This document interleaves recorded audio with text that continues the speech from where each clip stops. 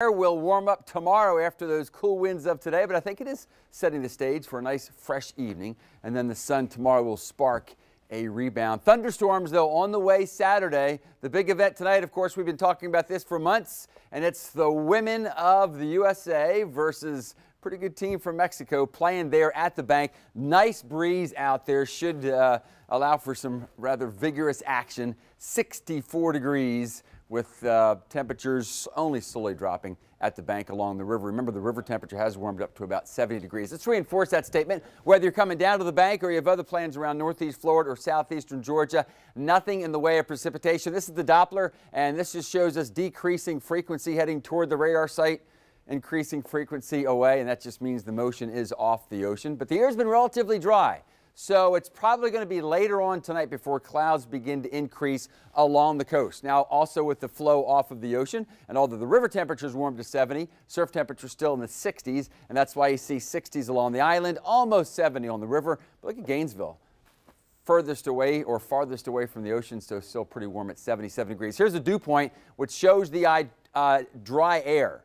So what's the big deal here? Well, that means that even though the wind's blowing off the ocean, the dew point's about 10 degrees or lower than the water temperature. That just means it takes a while for the clouds to form, but some will, and they'll drift in probably along the coastal areas of Duval, Flagler, and St. John's. But I think showers will stay just offshore, and then tomorrow the winds will shift. That's why all that we're going to see, once again, cool temperatures. Some of us might get down again into the upper 40s. We'll have a pretty good amount of sunshine tomorrow, because just about when it looks like those clouds and showers would come ashore, the winds should start to become more southerly, and so those clouds and showers will head up more toward, well, Charleston and Myrtle Beach and the Carolinas, and not for us. We'll be perfectly clear, but overall a pretty nice day. And then we look out to the west. Look at this. By late Friday into early Saturday, this will be yet another developing system, a line of damaging thunderstorms from Texas through the Arklatex into Alabama. And this is a system, or at least a portion of it, that will be headed both toward Augusta and maybe more significantly the First Coast as we get into the latter part